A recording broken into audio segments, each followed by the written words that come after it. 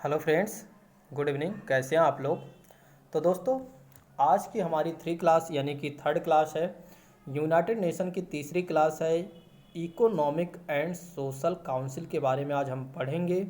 इससे पहले मैंने कि दो क्लास मैंने आपको बता दिया है। फर्स्ट क्लास यूनाइटेड नेशन क्या है, फिर मैंने उसके साथ ही साथ जनरल असेंबली के बारे में भी मैंने आपको बता दिया, महासभा के बारे में मैंने आपको बता दिया, फिर सिक्योरिटी काउंसिल यानी सुरक्षा परिषद के भी बारे में मैंने आपको बता दिया। तो दोस्तों, आप सभी लोगों को इस वीडियो को जो लोग इस वीडियो को देखेंगे, सबसे पहले आपको वो दोनों वीडियो देख लेंगे, तभी इस वीडियो को आप देखिएगा, ताकि आपको बहुत बेहतर तरीके से आपको समझ में आ सके। ठीक है। यदि आप प्रीवियस लेक्चर को नहीं देखते हैं तो आप ये समझिए कि आपका एक या दो क्वेश्चन और एक या दो डाउट जरूर रह जाएगा। ठीक है। इसलिए मैं आप सभी लोगों से इस बात को रिक्वेस्ट करूंगा कि आप जो लोग भी नए लोग जुड़ रहे हैं इस पर, आप सभी लोगों को पहले प्रीवियस लेक्चर देखना चाहिए, तभी आप इस लेक्चर को देखिएगा। दूसरी चीज़ें मैं आप सभी लोगों से कहूँगा कि जो लोग भी इस चैनल पर जुड़ चुके हैं और जुड़े हुए हैं, उनसे मैं कहूँगा कि आप लोग ज़रूर अपना कमेंट एक तरह से दिया करें, अपना राय व्यक्त ज़रूर किया करें। ये सभी एग्ज़ाम के लिए महत्वपूर्ण है। यानी कि भारत की जितनी भी परीक्षाएं होती है कंपटीशन से संबंधित, उसमें एक या दो क्वेश्चन जरूर आते हैं। ठीक है।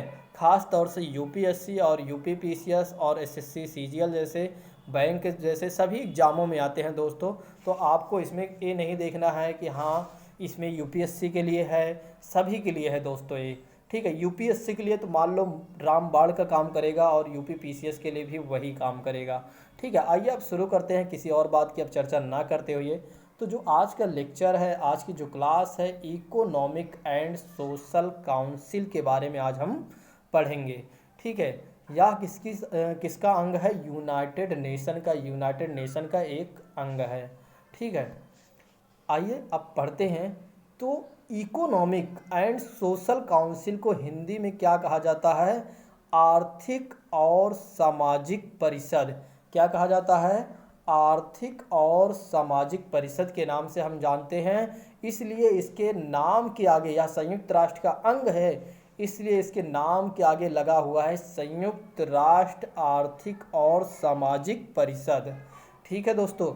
उसके बाद इसमें कहा जा रहा है कि संयुक्त राष्ट्र की विशिष्ट एजेंसियां, संयुक्त राष्ट्र की विभिन्न एजेंसियां जो हैं, विशिष्ट एजेंसियां, कार्यात्मक आयोग, क्षेत्रीय आयोग और संयुक्त राष्ट्र के निधि और कार्यक्रमों में समन्वय के लिए यह उत्तरदायी है। कौन सी? Economic and social council.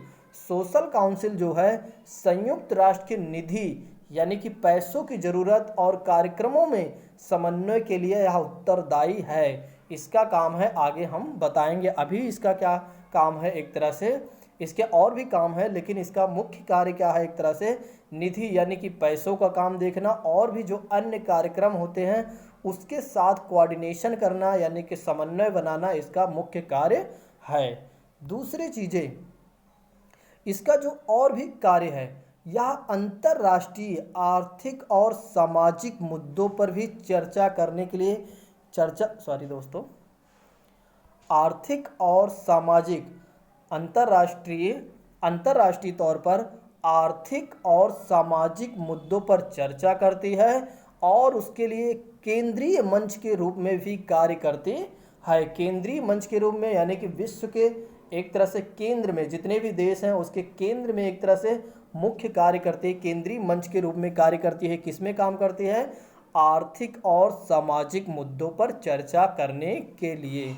दूसरी चीजें, यह जो है यानी कि जो इकोनॉमिक सोशल है, यह जो है आपको एक तरह से यह सदस्य देशों और संयुक्त राष्ट्र की प्रणाली को नीतिगत मामलों पर सिफारिश करने का भी काम करती है। इसका एक मुख्य कार्य और भी है कि जो सदस्य देश है संयुक्त राष्ट्र में, जो सदस्य देश हैं उनको और संयुक्त राष्ट्र की जो अन्य प्रणालियां हैं नीतिगत मामलों पर सिफारिश करने का भी कार्य करती है। दूसरी चीजें हैं कि संयुक्त राष्ट्र के काम में भाग लेने के लिए कई गैर सरकारी नॉन गवर्नमेंटल ऑर्गेनाइजेशन जो है को एक तरह से परामर्शदात्री के रूप में दर्जा दिया गया है। यानी कि परामर्श यानी कि सलाहत के रूप में भी इसे दर्जा दिया गया है। और साथ ही साथ इसका यह भी अधिकार है, इसका अधिकार यह भी है कि इसका अधिकार क्षेत्र ये भी है कि संयुक्त राष्ट्र प्रणाली के मानव और वित्तीय संसाधनों में कितने प्रतिशत का 70% से अधिक तक विस्तारित करने का भी कार्य करती है। कौन करता है? Social economic council, economic and social council. ठीक है। दूसरी चीज़ें, अब जो इकोनॉमिक एंड सोशल काउंसिल है इसमें कुल कितने देश, कितने सदस्य हैं, कुल कितने सदस्य देश हैं? तो इसमें कुल 54 सदस्य देश हैं जो 3 वर्ष के लिए, जो 3 वर्ष की अवधि के लिए 2/3 बहुमत से चुने जाते हैं। और किसके द्वारा दोस्तों चुने जाते हैं? जनरल असेंबली यानी कि महासभा द्वारा चुने जाते हैं। तो इसमें क्या है, चुनाव किसके होते हैं? 54 सदस्य देशों का इसमें प्रतिनिधि चुने जाते हैं। और जो 2/3, जो एक तरह से 2/3 बहुमत से इन्हें 3 वर्ष के लिए चुना जाता है। और कौन चुनता है इन्हें? तो इन्हें चुनता है महासभा चुनता है। महासभा के बारे में मैंने आपको बता दिया है प्रीवियस लेक्चर में।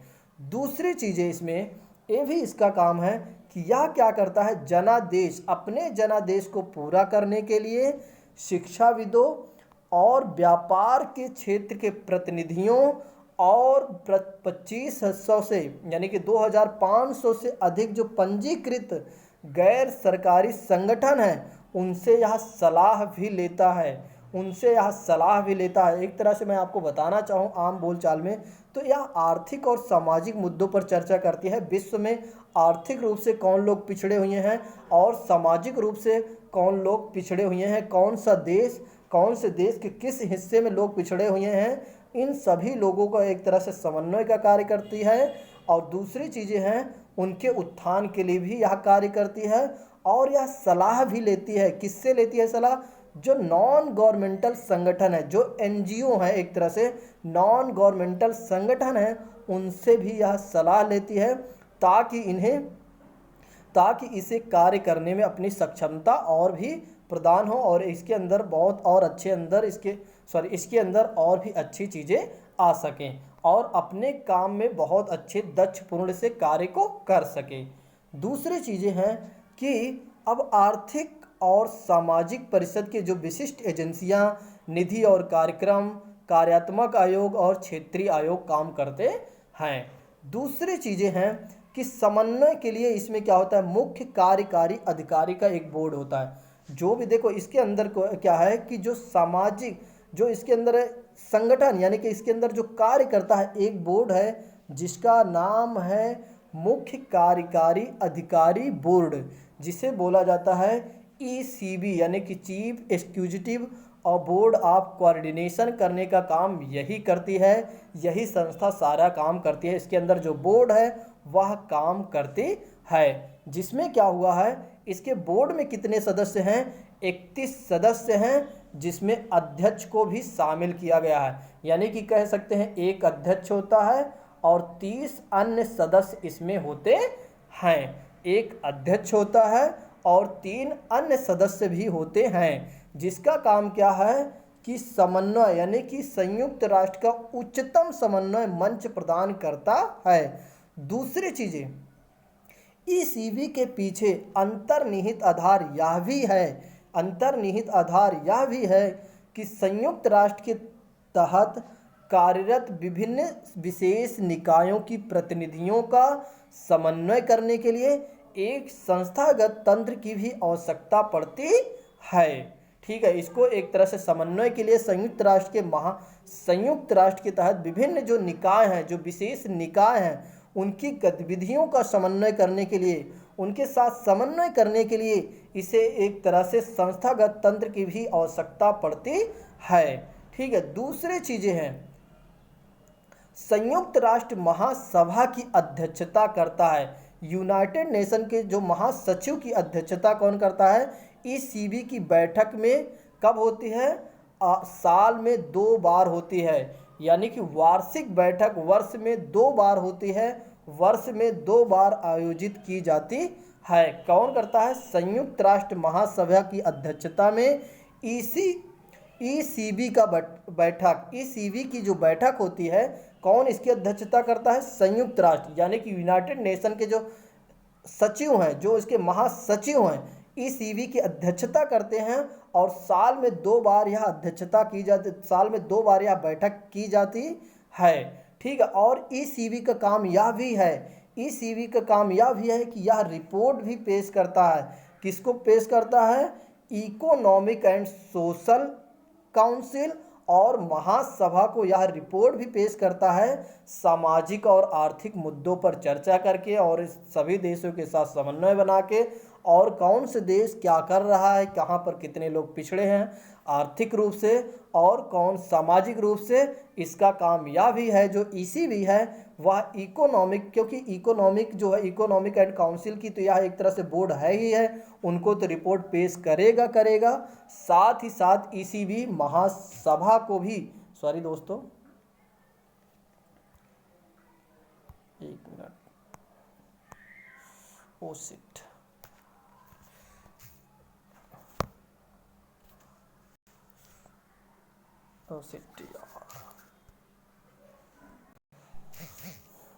तो दोस्तों हम कहाँ पर चर्चा कर रहे थे? ईसीबी पर, ईसीबी पर हम बात कर रहे थे। ईसीबी किसके बोर्ड है, किसका बोर्ड है? इकोनॉमिक एंड सोशल काउंसिल का बोर्ड है। और यह क्या काम करता है? सामाजिक आर्थिक मुद्दों पर चर्चा इसका करना मुख्य काम है। और यह रिपोर्ट पेश करता है, किसको पेश करता है? एक तो इकोनॉमिक एंड सोशल काउंसिल को पेश करता है और दूसरी रिपोर्ट यह महासभा को भी पेश करता है।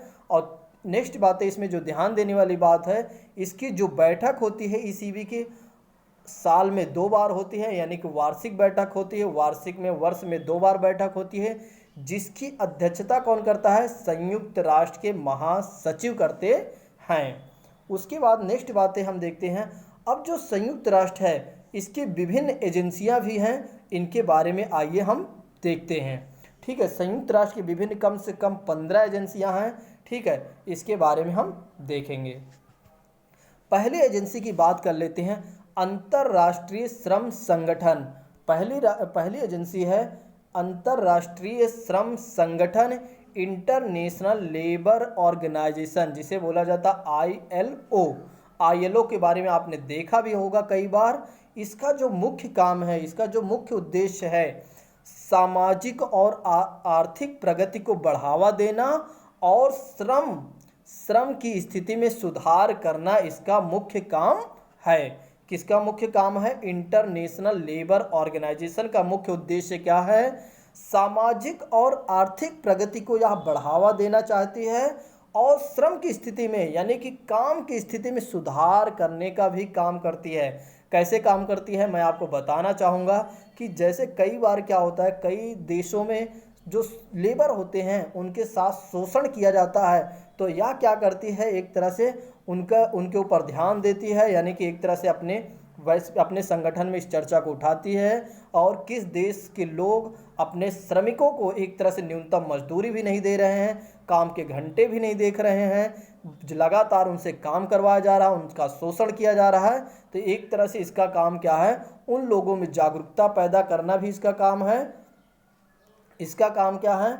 उनके अंदर जागरूकता पैदा करना कि आपको कितने घंटे काम करना चाहिए, आपकी न्यूनतम मजदूरी कितनी होनी चाहिए, इन सभी कार्य को यह करती है और एक तरह से देशों को समझाती है कि आपको ऐसा नहीं करना चाहिए श्रमिकों के साथ। तो इसका जो मुख्य उद्देश्य है, आपको सिर्फ इतना याद रखना, ILO को, इंटरनेशनल लेबर ऑर्गेनाइजेशन का इसका मुख्य उद्देश्य है सामाजिक और आर्थिक प्रगति को बढ़ावा देना और श्रम की स्थिति में सुधार करना इसका मुख्य कार्य है। जैसे कि काम के घंटे तय करना, न्यूनतम मजदूरी तय करना, इसका एक तरह से मुख्य कार्य है। किसके लिए? जो सदस्य देश हैं उनके लिए, जो सदस्य देश हैं उनके नागरिकों के लिए या उनके मजदूरों के लिए। ठीक है, नेक्स्ट एजेंसी है आपकी अंतर्राष्ट्रीय मुद्रा कोष। नेक्स्ट एजेंसी है अंतर्राष्ट्रीय मुद्रा कोष, देखो इसको मैं अलग से पढ़ाऊंगा, कुछ संस्थाएं मैं अलग से पढ़ाऊंगा। इंटरनेशनल मॉनेटरी फंड के बारे में आपको बहुत अच्छे से पढ़ाऊंगा, क्योंकि यहाँ से 1 या 2 क्वेश्चन आते ही आते हैं, लेकिन ये ज़्यादा न्यूज़पेपरों में बहुत ज़्यादा हमेशा चर्चा में रहता है। ठीक है, आईएमएफ क्या है कि आईएमएफ वैश्विक मुद्रा प्रणाली में 3 प्रमुख भूमिका निभाता है। 3 प्रमुख भूमिका निभाता है, 3 प्रमुख भूमिका निभाता है किसमें? मुद्रा प्रणाली में। इसका पहली भूमिका क्या निभाता है? आर्थिक विकास का सर्वेक्षण करना और उस पर नज़र रखना भी इसका मुख्य कार्य है। इसका पहला क्या कार्य है या इसका पहली भूमिका क्या निभाता है? आर्थिक विकास का सर्वेक्षण करना और उस पर नज़र रखना इसका एक तरह से मुख्य कार्य है। दूसरा कार्य इसका है जो भुगतान संतुलन की समस्याओं से देश जूझ रहे हैं, उनको पैसे भी उधार देने का कार्य करता है। जो भुगतान बैलेंस ऑफ पेमेंट जो देखो बैलेंस ऑफ पेमेंट क्या होता है? जो एक देश दूसरे देश के साथ जब निर्यात आयात करता है एक तरह से, तो एक तरह से आयात करता है। ठीक है, जब आयात करता है तो उसके वैसे तो निर्यात आयात दोनों जुड़ा जाएगा, लेकिन अब मैं आपको बताता हूँ निर्यात के माध्यम से अभी। ठीक है, आगे चलकर जब मैं आपको बैलेंस ऑफ पेमेंट पढ़ाऊँगा तब वहाँ पर क्लियर कराऊँगा। ठीक है, अभी आप इतना समझिए कि जो लोग भी, जैसे मान लो यहाँ पर भारत है, यहाँ पर चीन है। भारत क्या करता है? अधिक से अधिक क्या करता है? आयात करता है अपने देश में, चीन के माल को भारत में लाता है। तो भारत को किस में पे करना पड़ता है? डॉलर में पे करना पड़ता है। तो भारत बहुत सारी चीज़ें उधार कर देता है चीन से। ठीक है, जिससे कि ज़्यादा उधारी जब बढ़ जाती है, तो आईएमएफ क्या करता है? कर्ज देता है, पैसा देता है कि भैया आप अपना उधार कुछ चुका लीजिए और बैलेंस ऑफ पेमेंट की जो समस्याएं हैं उसको आप एक तरह से ख़त्म कर लीजिए। ठीक है, इसका मुख्य कार्य ये भी है। किसका? इंटरनेशनल मॉनेटरी फंड का काम क्या है कि बैलेंस ऑफ पेमेंट की समस्याओं से जूझ रहे देशों को धन उधार देने का भी इसका कार्य है। दूसरी चीज़ें और अनुरोध करने की तकनीकी सहायता भी यह देने का कार्य करता है और प्रशिक्षण भी प्रदान करने का कार्य करता है। अगर किसी देश को किसी प्रकार की तकनीकी सहायता चाहिए और किसी प्रकार की एक तरह से मुद्रा से संबंधित यानी कि मॉनेटरी से संबंधित किसी प्रकार की प्रशिक्षण चाहिए किसी देश को, तो एक तरह से यह उनका भी कार्य करता है, तकनीकी भी देता है और प्रशिक्षण भी देने का कार्य करता है। आगे चलकर मैं अंतर्राष्ट्रीय मुद्रा के बारे में मैं बताऊंगा कि इसका मुख्यालय कहाँ पर है, इसमें कितने सदस्य हैं, इसके बोर्ड में कौन कौन से मेंबर होते हैं, इसका क्या और भी काम है। बहुत सारे इसके काम हैं दोस्तों। अभी मैंने आपको सिर्फ थोड़ी सी जानकारी आपको बता दे रहा हूँ ताकि आपको जब आगे मैं पढ़ाऊँ तो आपको बहुत अच्छे से समझ में आ सके। ठीक है, दूसरी चीज़ें हैं, नेक्स्ट एजेंसी है आपके सामने विश्व बैंक यानी कि वर्ल्ड बैंक जो है, विश्व बैंक जिसे आप बोलते हैं WBG यानी कि वर्ल्ड ग्रुप बैंक जिसे बोलते हैं वर्ल्ड बैंक। ठीक है, विश्व बैंक के बारे में, वर्ल्ड बैंक के बारे में आप जानते ही हो, लेकिन फिर भी मैं आपसे बताना चाहूँगा कि विश्व बैंक समूह जो है 5 अंतर्राष्ट्रीय संगठनों का एक परिवार है। विश्व बैंक जो है यह 5 अंतर्राष्ट्रीय संगठनों का एक परिवार है या एक समूह है। तो अंतर्राष्ट्रीय बैंक के साथ यानी कि एक तरह से विश्व बैंक के साथ 5 संगठन जुड़े हुए हैं जिसका काम है सामाजिक और आर्थिक प्रगति की सुविधा देने के लिए सदस्य देशों को ऋण और अन्य सहायता प्रदान करना इसका मुख्य कार्य है। इसका काम क्या है? इसका काम ये है कि सामाजिक और आर्थिक प्रगति के लिए जो देश सामाजिक रूप से पूरी तरीके से पिछड़े हुए हैं, आर्थिक रूप से पिछड़े हुए हैं, उनको सुविधाएं देने के लिए, और साथ ही साथ सुविधाएं तो देती हैं और उनको ऋण भी प्रदान करता है, क्योंकि ऋण के माध्यम से ही उन्हें सहायता प्रदान करते हैं कि आप हमसे पैसा लीजिए। अपने देश में जो आपके देश हैं उस देश में जितने भी लोग सामाजिक रूप से पिछड़े हैं, आप उनके लिए पैसा खर्च कीजिए, उनके लिए परियोजनाएं चलाइए। ठीक है, मैं आपको एक तरह से उधार देता हूँ, उधार के ऋण के रूप में भी देता है और कुछ चार्जेस पे कर देना होता है दोस्तों देशों को, जो देश इनसे एक तरह से ऋण लेता है, तो बहुत ज़्यादा एक तरह से ऋण नहीं लेता है, सॉरी बहुत ज़्यादा इंटरेस्ट रेट नहीं लेता है। ठीक है, दूसरी चीज़ें हैं, अन्य सहायता भी प्रदान करता है। अगर आपको एक तरह से किसी प्रकार की और भी सहायता चाहिए, किसी और देश को किसी और भी कोई और भी सहायता चाहिए, तकनीकी रूप से है, किसी भी रूप से चाहिए, तो एक तरह से यह बैंक से संबंधित किसी प्रकार की नीतियां बनाना है, तो उसका भी यह क्या काम करता है, सहायता प्रदान करता है। कौन करता है, विश्व बैंक। अब विश्व बैंक के 5 प्रमुख अंतर्राष्ट्रीय संगठन कौन कौन से हैं, इसके बारे में आप देख लीजिए। पहली संगठन है अंतर्राष्ट्रीय पुनर्निर्माण एवं विकास बैंक, इसके बारे में आपको बताऊंगा।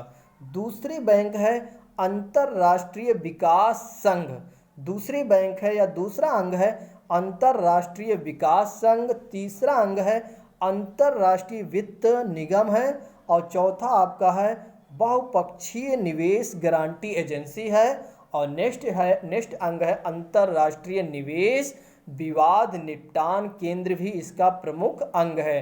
तो इसके 5 प्रमुख अंग है, और 5 प्रमुख अंगों से मिलकर वर्ल्ड बैंक की स्थापना की गई है एक तरह से। ठीक है, तो वर्ल्ड बैंक का मुख्य कार्य क्या है कि सामाजिक और आर्थिक प्रगति की सुविधा के लिए जो सदस्य देश हैं उनको ऋण प्रदान करता है, और यदि किसी प्रकार की बैंक से संबंधित या किसी प्रकार की नीतियां बनाना है किसी देश को, तो उसकी भी सहायता प्रदान करने का यह कार्य करता है, जिसके साथ 5 परिवार हैं, किसके साथ, बैंक, विश्व बैंक के साथ। ठीक है दोस्तों, नेक्स्ट बात है विश्व स्वास्थ्य संगठन। इसके बारे में तो आप कोविड-19 की वजह से बहुत ही ये चर्चा में है, आगे चलकर मैं इसको पढ़ाऊंगा, लेकिन आप यहाँ पर थोड़ी सी चीज़ें जान लीजिए फॉर एग्जाम्पल के लिए, ताकि आपके माइंड में थोड़ा सी चीज़ें बनी रहें।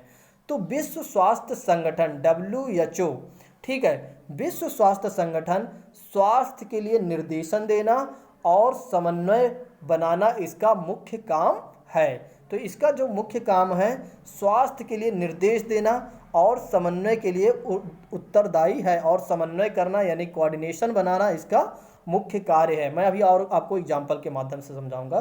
दूसरी चीज़ें हैं अंतर्राष्ट्रीय सार्वजनिक स्वास्थ्य और अंतर्राष्ट्रीय सार्वजनिक स्वास्थ्य नीतियों के क्षेत्र में WHO क्या करता है, एक महत्वपूर्ण भूमिका निभाता है। यह एक काम और भी करता है कि अंतर्राष्ट्रीय इंटरनेशनल लेवल पर सार्वजनिक स्वास्थ्य के तौर पर, और जैसे कि मैं आपको एग्जांपल बता ही देता हूं, जैसे कोविड-19 को यह क्या है, अंतर्राष्ट्रीय स्वास्थ्य से संबंधित एक बीमारी है, जो कि एक महामारी फैली हुई है, तो जिसका काम है इसको एक तरह से लोगों में अवेयरनेस फैलाना भी इसका मुख्य काम है, कि सभी देशों को जागरूक कर देना।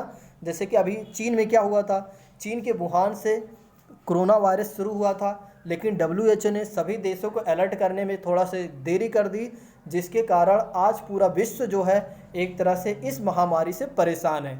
अगर WHO टाइम पर ही, समय रहते ही सभी देशों को अवेयर कर देता है इन चीज़ों से, तो इतनी ज़्यादा समस्याएं ना झेलनी पड़ती सभी देशों को। ठीक है, लेकिन इसका एक तरह से इसकी प्रासंगिकता खत्म होती जा रही है, जिसके कारण अभी आपने देखा कि अमेरिका ने इसको जो फंड देता था, सबसे ज़्यादा अमेरिका फंड इसको जो पे करता था, उसने फंड भी नहीं दिया इसी गुस्से में। ठीक है, दूसरी चीज़ें हैं विश्व स्वास्थ्य संगठन विश्व स्वास्थ्य रिपोर्ट WHR को कई भाषाओं में प्रतिवर्ष या द्विवार्षिक आधार पर भी प्रकाशित करता है। यह क्या करता है, विश्व के जितने भी देश हैं उनके एक तरह से स्वास्थ्य कैसा है, उनका स्वास्थ्य पर कितना खर्च कर रहे हैं, और उनके यहाँ कैसे स्वास्थ्य में कैसे लोग हैं, उनकी रिपोर्ट भी यह पेश करता है। प्रतिवर्ष भी कर सकता है, या तो द्वितीय वर्ष यानी कि द्विवार्षिक भी कर सकता है। और यह क्या करता है, कई भाषाओं में प्रकाशित करता है। ऐसा ही नहीं है कि सिर्फ इंग्लिश में, बल्कि कई भाषाओं में भी यह प्रकाशित करता है। दूसरी चीज़ें हैं कि प्रत्येक रिपोर्ट में संगठन के सदस्यों से संबंधित एक विशिष्ट वैश्विक स्वास्थ्य का विषय और विशेषज्ञ मूल्यांकन शामिल भी होता है। और दूसरी चीज़ें हैं विश्व स्वास्थ्य रिपोर्ट का मुख्य उद्देश्य नीति निर्माताओं, अंतर्राष्ट्रीय संगठनों और अन्य संस्थानों की जानकारी भी प्रदान करना। जैसे कि मैंने आपको बताया था ना कि कोविड-19 को जैसे अब खत्म करना है, कोविड-19 कोरोना वायरस को खत्म करना है, तो इसका मुख्य काम ये भी है कि नीति निर्माण भी करना कि कैसे देशों से एक तरह से कोरोना वायरस से मुक्ति की जा सकती है, कैसे सभी देश इससे मुक्त हो सकते हैं। इसका मुख्य काम ये भी है कि नीतियाँ बनाना, ठीक है, और एक तरह से जो संगठन, जो सदस्य देश हैं, उनको क्या करना है, एक तरह से जानकारी यानी कि अवेयरनेस भी फैलाना इसका मुख्य कार्य है। और इसका ये भी कार्य है कि वित्त पोषण भी करने का कार्य करता है। अगर किसी देश को बहुत ज़्यादा पैसे की ज़रूरत पड़ती है तो यह क्या करता है, विश्व के देशों को एक तरह से वित्त पोषण भी कर देता है, यानी कि पैसे भी सहायता भी इसको मिल जाती है, देता है। अब आइए जानते हैं कि नेक्स्ट अंग है, नेक्स्ट एजेंसी है विश्व बौद्धिक संपदा संगठन। विश्व बौद्धिक संपदा संगठन यानी कि वर्ल्ड इंटेलेक्चुअल प्रॉपर्टी ऑर्गेनाइजेशन की बात करता हूं मैं। इसके बारे में आइए जानते हैं कि विश्व बौद्धिक संपदा संगठन जो है, यह क्या काम करता है,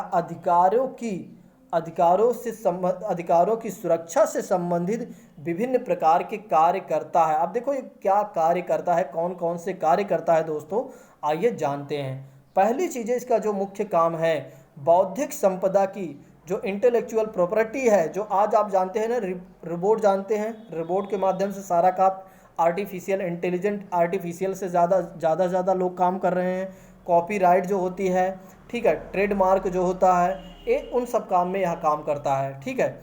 जीआई टैग प्रदान करना, वैसे तो जीआई टैग भारत के लिए होता है, वो भारत के लिए यह विश्व के काम करता है, विश्व के सभी देशों से, ठीक है, साथ काम करता है। तो इसका जो काम है, बौद्धिक संपदा की रक्षा करने के लिए नीतियां बनाना, प्रशासन और कौशल को विकसित करने के लिए सरकारों और संगठनों को क्या करता है, सहायता प्रदान करता है, ठीक है। दूसरी चीज़ें, बौद्धिक संपदा संबंधित संधियों का प्रशासन भी करना इसका काम है, एडमिनिस्ट्रेशन का भी यह कार्य करता है। और नेक्स्ट बातें हैं कि बौद्धिक संपदा के लिए वैश्विक पंजीकरण प्रणाली भी चलाना इसका मुख्य काम है। और नेक्स्ट बात है कि विवाद समाधान सेवाएं भी प्रदान करता है। विवाद, यदि किसी देश के बीच में ट्रेडमार्क, कॉपीराइट से संबंधित किसी प्रकार की यदि लड़ाई झगड़ा हो जाते हैं, विवाद हो जाते हैं, तो यह क्या काम करता है, समाधान करने की भी कोशिश करता है। जैसे कि मैं आपको थोड़ा सा एग्जांपल देना चाहूँ, जैसे मान लो एक पेन है, भारत के लोग ने बनाया और भारतीय लोग ने क्या किया, अगर जाकर, और एक पेन मान लो अमेरिका के भी लोगों ने बनाया, तो अब जो व्यक्ति एक तरह से मूल रूप से यानी कि सही तरीके से जिसने पेन को खोज किया है, पेन को बनाया है, वह कॉपीराइट ले लेता है और यहीं पर दावा अमेरिका का भी व्यक्ति कर देता है और दोनों में आपस में मतभेद हो जाता है। तो यह क्या करता है, उन मतभेदों का समाधान करने के लिए काम करता है कि आप मत लड़िए, दोनों की एक तरह से लड़ाइयों को सुलझाता है कि कौन, और उसकी जांच करता है, फिर देखता है वो अपने हिसाब से कैसे क्या करना है। दूसरी चीज़ें हैं कि बहस और विशेषज्ञता के आदर्श प्रदान करने के लिए भी यह एक मंच प्रदान करता है, ठीक है। जैसे कि कई ऐसे लोग हैं, कई ऐसे इंटेलिजेंस लोग हैं, कई ऐसे वैज्ञानिक हैं जिन्हें काफ़ी चीज़ों में यानी कि बौद्धिक संपदा में, इंटेलेक्चुअल प्रॉपर्टी में काफ़ी ज़्यादा दक्ष हैं, विशेषज्ञता हासिल की हैं।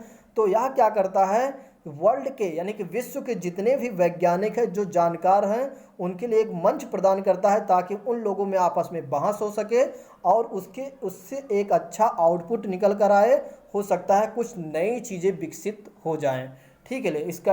ठीक है दोस्तों, तो इसका एक कार्य ये भी है, ठीक है। तो दोस्तों आज के लिए बस इतना रखते हैं। कल हम लोग पढ़ेंगे दोस्तों कि संयुक्त राष्ट्र की विशिष्ट एजेंसियों से संबंधित किसका संगठन कहाँ पर है। जैसे कि संयुक्त राष्ट्र, चलो देख लेते हैं यहीं पर, ठीक है, बाकी हम कल देख लेंगे। ठीक है। जैसे संयुक्त राष्ट्र है, संयुक्त राष्ट्र का मुख्यालय कहाँ पर है? न्यूयॉर्क, यानी कि संयुक्त राज्य अमेरिका में। इसकी स्थापना कब की गई? तो 1945 में। दूसरी, संयुक्त राष्ट्र की जो विभिन्न एजेंसियां, अभी जैसे हम लोग बात कर रहे थे, ठीक है, अभी जैसे हम लोग अंतर्राष्ट्रीय श्रम संगठन के बारे में बात कर रहे थे, तो ये संयुक्त राष्ट्र की विभिन्न एजेंसियां हैं, ठीक है। इनमें इनका मुख्यालय कहाँ है और इनकी स्थापना कहाँ हुई है? तो पहली एजेंसी है खाद्य और कृषि संगठन। खाद्य और कृषि संगठन का मुख्यालय कहाँ पर है? रोम, यानी कि इटली में है। स्थापना कब हुई थी? 1945 में। फिर मैंने आपसे अभी इंटरनेशनल लेबर ऑर्गेनाइजेशन के बारे में बात किया था, अंतर्राष्ट्रीय श्रम संगठन के बारे में बात किया था, जिसका मुख्यालय है जिनेवा, यानी कि स्विट्जरलैंड में है। और स्थापित कब किया गया था? स्थापित कब किया गया था? 1919 में। फिर उसके बाद है अंतर्राष्ट्रीय मुद्रा कोष। मुद्रा कोष का मुख्यालय कहाँ पर है? वाशिंगटन डीसी, यानी कि संयुक्त राज्य अमेरिका। और स्थापना कब हुआ था? 1945 में। फिर हमने बात किया था विश्व बैंक के बारे में। विश्व बैंक का भी कहाँ पर है मुख्यालय? Washington DC. और स्थापना कब की गई थी? 1945 में। फिर उसके बाद है विश्व स्वास्थ्य संगठन, जिसे WHO के नाम से आप जानते हैं। इसका मुख्यालय कहाँ पर है? जिनेवा, और यानी कि स्विट्जरलैंड में। इसकी स्थापना 1948 में की गई थी। फिर विश्व बौद्धिक संपदा के बारे में अभी मैंने 2 मिनट पहले ही बात किया था। इसका मुख्यालय कहाँ पर है? जिनेवा, यानी कि स्विट्जरलैंड में है। और एक तरह से इसकी स्थापना कब की गई थी? 1947 में। और नेक्स्ट संस्था है, नेक्स्ट एजेंसी है इसी की, अंतर्राष्ट्रीय दूरसंचार संघ। अंतर्राष्ट्रीय दूरसंचार संघ, जिसका मुख्यालय है जिनेवा। और इसकी स्थापना कहाँ हुई थी? इसकी स्थापना कहाँ पर हुई थी? सॉरी, इसकी स्थापना कब की गई थी? 1865 में। ठीक है दोस्तों, तो आज के लिए बस इतना रखते हैं। Thank you so much. जिन लोगों को भी अगर लगता है कि हाँ क्लासेज सही लग रही हैं या उनको PDF चाहिए, नोट्स नहीं बना पा रहे हैं, तो PDF भी ले सकते हैं। आप मुझे व्हाट्सअप कर सकते हैं इस नंबर पर 8920 340 192, यानी कि 8920340192 पर आप मैसेज करिए, कॉल करिए, कुछ भी करिए, आपको PDF मिल जाएंगे। दूसरी चीज़ें मैं आपसे कहूँगा कि आप लोग कमेंट भी कर दिया करें। तो दोस्तों आज के लिए बस इतना रखते हैं।